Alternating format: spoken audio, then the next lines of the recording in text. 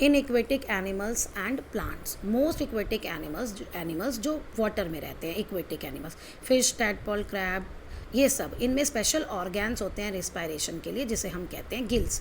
Gills क्या होता है? Gills help to take in oxygen, oxygen लेने में मदद करते हैं, एंड कार्बन डाइऑक्साइड को बाहर निकालने में मदद करते हैं।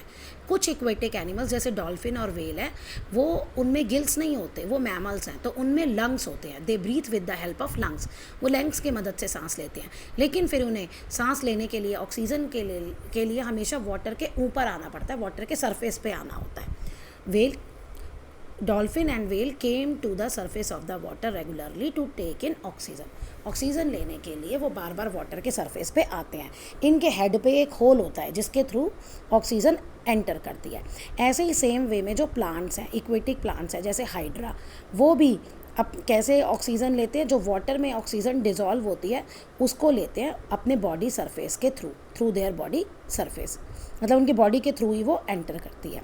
एम्फीबियंस जो लैंड पे भी रह सकते हैं और जो वाटर में भी रह सकते हैं।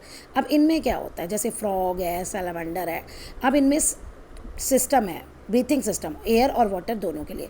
क्रोकोडाइल और एलिगेटर्स जो हैं वो तो स्विम करते हैं वाटर में with the part of their snout above the water, तो वो अपने उसका पार्ट थोड़ा सा मुंह का, जो नॉस्ट्रिल्स हैं जहाँ नाक है, वो थोड़ा सा ऊपर रखते हैं पानी से, वो हमेशा ऊपर रखते हैं। अगर आप देखें क्रोकोडाइल का मुंह खुला होता है तो वो उसका हमेशा फेस ऊपर ही होता है, तो वो तो वहाँ से सांस ले लेते हैं। अब फ्रॉग क्या करते हैं? फ्रॉग, टैडपोल में क्या होता है एक्चुअली, उनमें होता है जब टैडपोल होता है वो छोटी स्टेज होती है, सबसे पहली स्टेज होती है फ्रॉग की, वो पूरा फ्रॉग नहीं बना होता, तो उसमें तो उसके गिल्स होते हैं और वो वाटर के अंदर ही रहता है और वो वहाँ से सांस लेता है। लेकिन जब ये फ्रॉग पूरा, टैडपोल पूरा फ्रॉग बन जाता है, तो तब उसमें लंग्स बन जाते हैं गिल्स की जगह, और लैंड पे तो वो गिल्स, लैंड पे तो फ्रॉग जो है वो लंग्स के थ्रू ही ब्रीथ करता है, लेकिन जब वो वाटर में जाता है तो वो अपनी मॉइस्ट स्किन के थ्रू ब्रीथ करता है।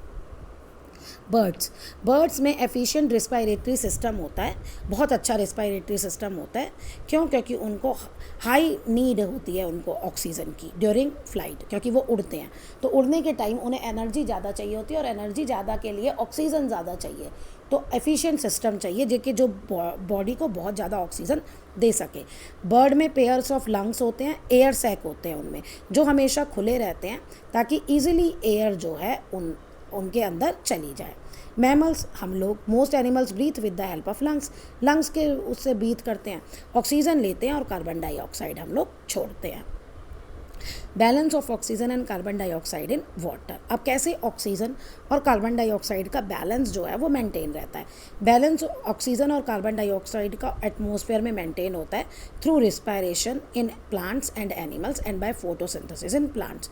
दो प्रोसेस हैं जो बैलेंस करती हैं, रिस्पायरेशन एंड फोटोसिंथेसिस। प्लांट जो है वो ऑक्सीजन प्रोड्यूस करते हैं फोटोसिंथेसिस में, और इसी ऑक्सीजन को प्लांट्स भी और हम भी यूटिलाइज करते हैं ड्यूरिंग रिस्पायरेशन। लेकिन plants produce much more oxygen during photosynthesis than they consume during respiration. लेकिन प्लांट्स बहुत ज़्यादा क्वांटिटी में ऑक्सीजन लेते हैं, और जो वो यूज़ करते हैं ऑक्सीजन की क्वांटिटी वो बहुत कम होती है जो रिस्पायरेशन में यूज़ होती है। अब हम लोग क्या करते हैं, या कोई भी जब चीज़ रिस्पायर करती है, चाहे प्लांट्स भी रात को, तो वो ऑक्सीजन लेते हैं और carbon dioxide give out, carbon dioxide बाहर छोड़ते हैं, और वही कार्बन डाइऑक्साइड प्लांट लेते हैं, फोटोसिंथेसिस प्रोसेस करते हैं, अपना खाना बनाते हैं, और फिर उसमें वो ऑक्सीजन बाहर छोड़ते हैं। तो इस तरह से दोनों का बैलेंस मेंटेन रहता है। This is how the oxygen consumed by plants and to large extent by animal is replenished in the air through photosynthesis।